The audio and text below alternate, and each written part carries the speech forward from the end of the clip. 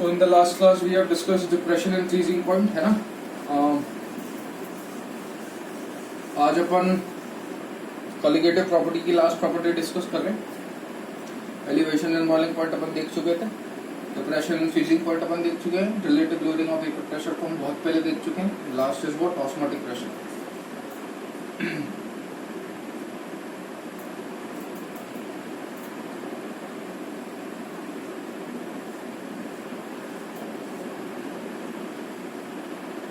Osmotic pressure बताने से पहले मैं आपको एक छोटी सी चीज और बताना चाहूंगा, that is known as what diffusion.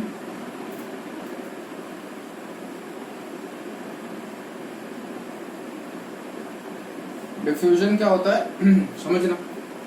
एक प्रोसीजर समझोगे तो बाकी सारे इंटरलिंक्ड है. एक समझ में नहीं आया तो बाकी समझने में थोड़ी सी दिक्कत होती है. डिफ्यूजन क्या होता है, तो सपोज आपने कंटेनर ले रखा है, बीच में एक सॉर्ट ऑफ लेयर है, लेकिन ये लेयर लिक्विड के फ्लूइड को रोक नहीं पा रही. एज एन फ्लूइड इसके आर पार जा सकता है. ठीक है, यहाँ पे आपने एक फ्लूइड ले रखा है हैविंग कॉन्सेंट्रेशन C1, और यहाँ पे आपने एक फ्लूइड ले रखा है having concentration is what C2. ठीक है, मैं मान के चल रहा हूँ कि C1 की कॉन्सेंट्रेशन C2 से ज्यादा है. C1 की कॉन्सेंट्रेशन C2 से ज्यादा होने का मतलब क्या, सोल्यूट पार्टिकल कहाँ पे ज्यादा होंगे. Concentrated HCl, dilute HCl. dilute HCl और कॉन्सेंट्रेटेड HCl में डिफरेंस क्या होता है, dilute HCl में वाटर ज्यादा होता है. ठीक है ना. सिमिलरली अगर इसकी कॉन्सेंट्रेशन ज्यादा है, इसकी कॉन्सेंट्रेशन कम है, मतलब ये डाइल्यूट है, ये डाइल्यूट है, मतलब इसमें वाटर ज्यादा है, वाटर ज्यादा है मतलब सॉल्वेंट ज्यादा है. इसकी कॉन्सेंट्रेशन ज्यादा है मतलब इसके अंदर क्या ज्यादा है, सोल्यूट ज्यादा है, और इसके अंदर क्या ज्यादा है, सॉल्वेंट ज्यादा. होपफुली इतनी चीजें अपने को समझ में आई. अब एक बात हमेशा ध्यान रखिएगा, फ्लो जो होता है वो हमेशा हाई टू लो होता है. फ्लो हमेशा हाई टू लो होता है. तो जब आप फ्लो की बात करोगे तो भैया C1 से C2 अगर मैं बात करूं तो C1 में सोल्यूट के पार्टिकल ज्यादा है, C2 में सॉल्वेंट के पार्टिकल ज्यादा है. तो यहां से यहाँ अगर मैं बात करूं तो किसका फ्लो होगा, ऑब्वियस सी बात है सोल्यूट का. और यहां से यहाँ किसका फ्लो होगा, ऑब्वियस सी बात है सॉल्वेंट का. तो from C1 to C2 solute flow हो रहा है, and then from C2 to C1 solvent flow हो रहा है. ठीक है. अब हम क्या करते हैं, मेरे को क्या करना होता है, मेरे को इस सोल्यूट के फ्लो को बंद करना होता है. अब इस सोल्यूट के फ्लो को बंद करने के लिए मैं एक special type of membrane use करता हूँ जिसे अपन बोलते हैं SPM. SPM is known as what, semi permeable membrane.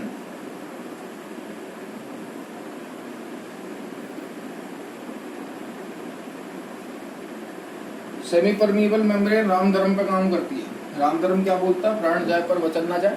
ऐसी SPM क्या बोलती है, प्राण जाए पर सोल्यूट के पार्टिकल ना जाए. ये क्या करता है, सोल्यूट के छोटे से छोटे पार्टिकल को भी अपने में से फ्लो नहीं होने देता. ये जो आपने रैंडम लेयर लगा रखी थी जिसमें से सॉल्वेंट और सोल्यूट दोनों के पार्टिकल फ्लो हो रहे थे, अगर आप इसी की जगह सेमी परमिएबल मेम्ब्रेन लगा दोगे तो वो सोल्यूट के पार्टिकल का जो फ्लो है वो कंप्लीटली ब्लॉक कर देगा, and it allows only what, solvent particles to flow through it. इसकी बात करूं तो ये क्या था, लो कॉन्सेंट्रेशन. इसकी बात करें तो ये क्या था, हाई कॉन्सेंट्रेशन.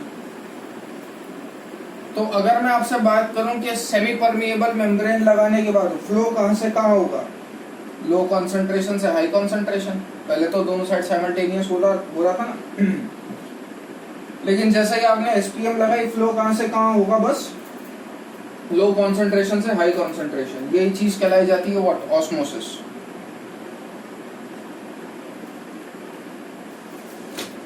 डिफ्यूजन होपफुली आपको समझ में आ गया होगा ना, what is osmosis.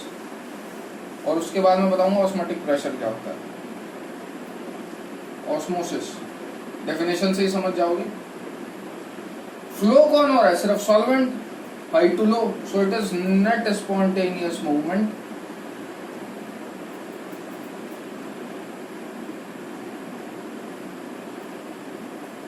Of solvent particle.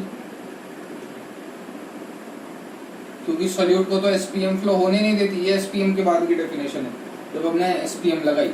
So net spontaneous movement of solvent particle from solvent side to solution side.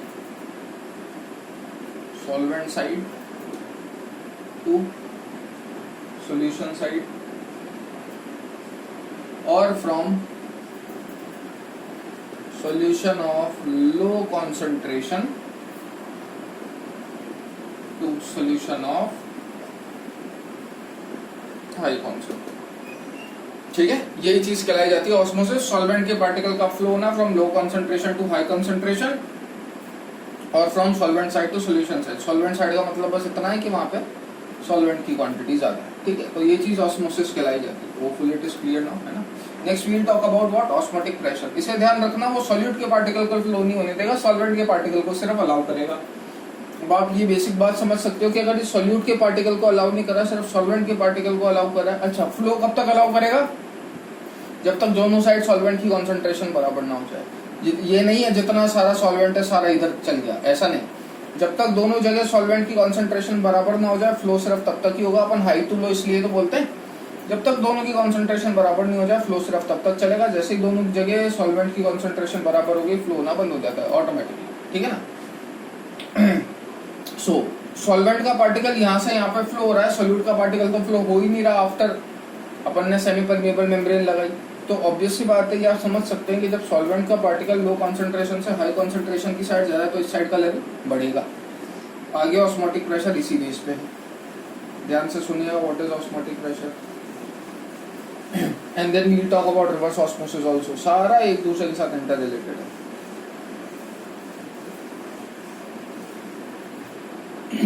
So next is what? Osmotic pressure. Osmotic pressure क्या होता है? आपने एक पिस्टन ले रखा है,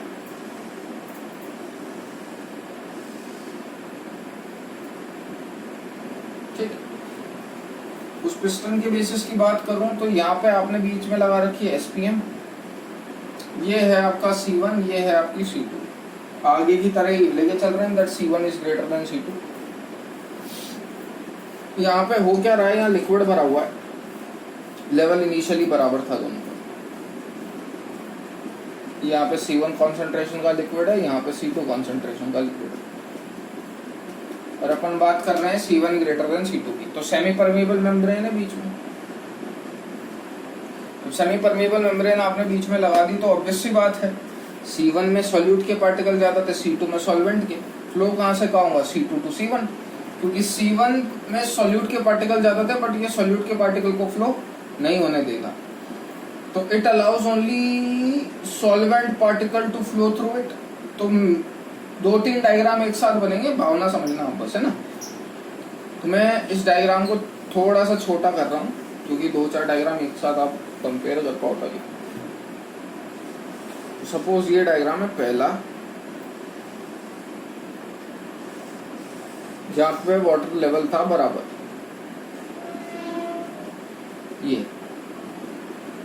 ये C1 साइड थी, ये C2 साइड थी. बट क्योंकि सेमी परमेबल मेम्ब्रेन थी, तो semi permeable membrane C1 greater than C2. सिर्फ सॉल्वेंट के पार्टिकल को अलाउ होने देगी थी, तो सॉल्वेंट का पार्टिकल यहाँ से यहाँ पे फ्लो होता फ्रॉम C2 टू C1. जब वो यहाँ से यहाँ पे फ्लो होता, ऑटोमेटिकली फ्लो होता, इसमें आप कोई जोर जबरदस्ती नहीं कर रहे हैं. कब तक फ्लो होता है? जब तक दोनों साइड की कंसंट्रेशन सॉल्वेंट की बराबर ना हो जाए. तो जैसे ही यहाँ से यहाँ पे फ्लो होगा, ऑब्वियस सी बात है यहाँ का लेवल बढ़ेगा और यहाँ का लेवल कम होगा. तो अगला डायग्राम क्या होगा? Something like this.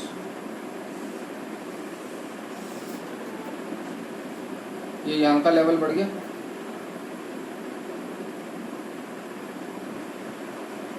ठीक है, और यहाँ का लेवल कम हो गया. थोड़ा सा इसको ऐसे निकालें.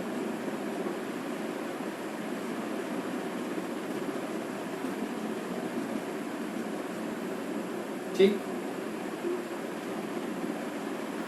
अब मैंने क्या करा, यहाँ का लेवल जितना बढ़ना था बढ़ने दिया, स्पॉन्टेनियसली बढ़ा, अपने आप बढ़ा. अब मैंने क्या करा, मैंने पिस्टन से फोर्स लगाना चालू करा जबरदस्ती. जो ध्यान रखो, पहले मैनुअली हो रहा था, अब आप पहले ऑटोमेटिकली हो रहा था, सॉरी, अब आप मैनुअली फोर्स लगा रहे. तो जब मैं इस साइड पे फोर्स लगाऊंगा, तो मैंने कब तक फोर्स लगाया? इस साइड पे मैंने कब तक फोर्स लगाया?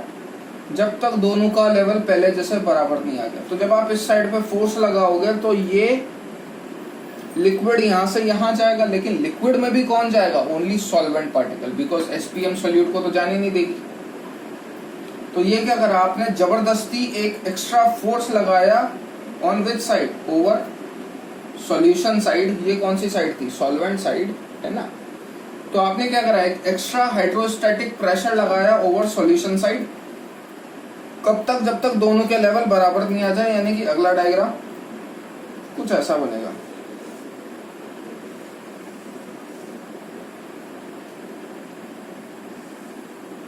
जब तक दोनों के लेवल बराबर ना आ जाए।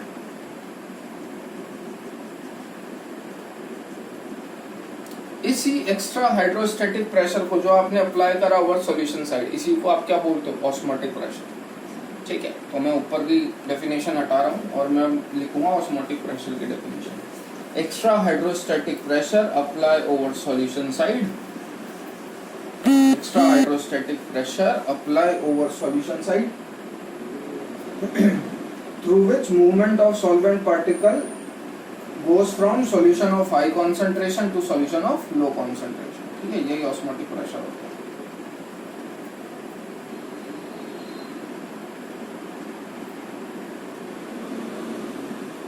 एक्स्ट्रा, अपन ने solution side extra hydrostatic pressure लगाया, कब तक? जब तक दोनों का लेवल बराबर ना आ जाए। Hydrostatic pressure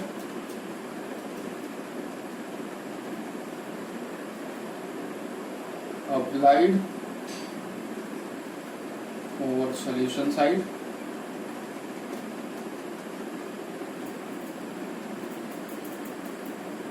due to which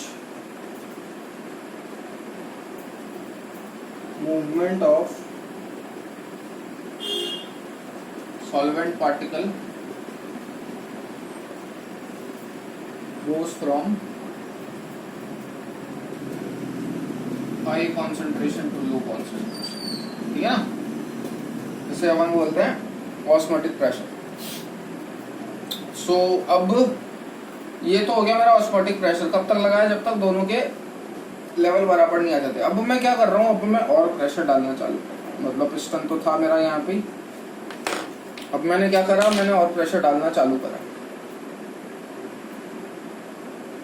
जब मैं और प्रेशर डालूंगा तो यहाँ पे जो बचा कुचा सॉल्वेंट है वो भी इस साइड फ्लो होगा, यहाँ पे जो बचा कुचा सॉल्वेंट है वो भी इस साइड फ्लो होगा, और जितना सॉल्वेंट इस साइड था मैं वो सारा सॉल्वेंट इस साइड फ्लो करवा दूंगा। कुल मिला के यहाँ का लेवल क्या हो जाएगा? बढ़ जाएगा, और यहाँ का लेवल क्या हो जाएगा? कम हो जाएगा, अगर आप उसके बाद भी फर्दर प्रेशर अप्लाई करते हो। अब ध्यान से सुनना, ये हुआ क्या? ये हुआ क्या? पहले आप जो फ्लो करवा रहे थे वो क्या करवा रहे थे? ऑस्मोसिस में low concentration to high concentration, hopefully याद होगा, ये ऑटोमेटिकली हो रहा है। लेकिन अब क्या करा आपने? जबरदस्ती एक फ्लो करवा दिया from where what? High concentration to low concentration, या फिर over solution side to solvent side. Low concentration से हाई कॉन्सेंट्रेशन वाले को आप क्या बोलते हो? ऑस्मोसिस। अब आपने फ्लो क्या करवा दिया? रिवर्स कर दिया, यानी कि अब आप फ्लो कहां से कहां करवा रहे हो? हाई कॉन्सेंट्रेशन से लो कॉन्सेंट्रेशन, जबरदस्ती ऑस्मोसिस को रिवर्स कर दिया। इसी प्रोसेस को अपन क्या बोलते हैं? Reverse osmosis. होपफुली सब अगर इंटरलिंक कर पाए हो तो अब क्लियर होगा, है ना। तो ऑस्मोसिस में लो कॉन्सेंट्रेशन से हाई कॉन्सेंट्रेशन फ्लो होता है, रिवर्स ऑस्मोसिस में आप मैनुअली हाई कॉन्सेंट्रेशन से लो कॉन्सेंट्रेशन जबरदस्ती फ्लो करवा देते हैं। क्लियर है? इसी प्रोसेस को अपन रिवर्स ऑस्मोसिस बोलते हैं।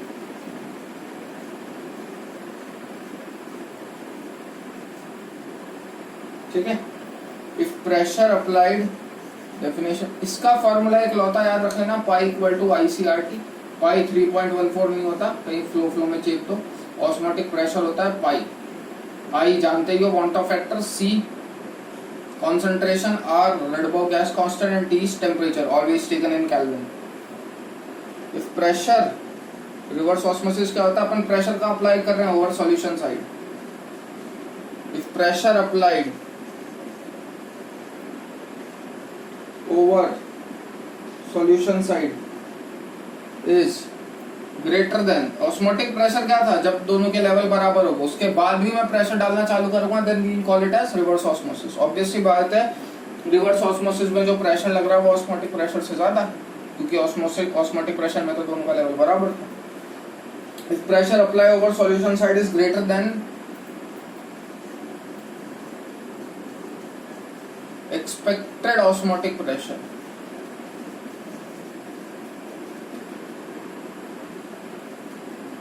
then the movement of solvent particle take place from high concentration to low concentration, वो आप सब जानते ही हो, that is in reverse direction and it is known as reverse osmosis. Then movement of solvent particle take place from high concentration to low concentration, that is on the reverse direction, hence known as reverse osmosis। ठीक है, तो आज के लिए इतना ही रखते हैं। आपका कॉलिगेटिव प्रॉपर्टी पूरा खत्म हो गया। हेनरी लॉ और इसके बेस पे एक आधा न्यूमेरिकल है, देखेंगे अपन, and then this chapter will be over। Okay?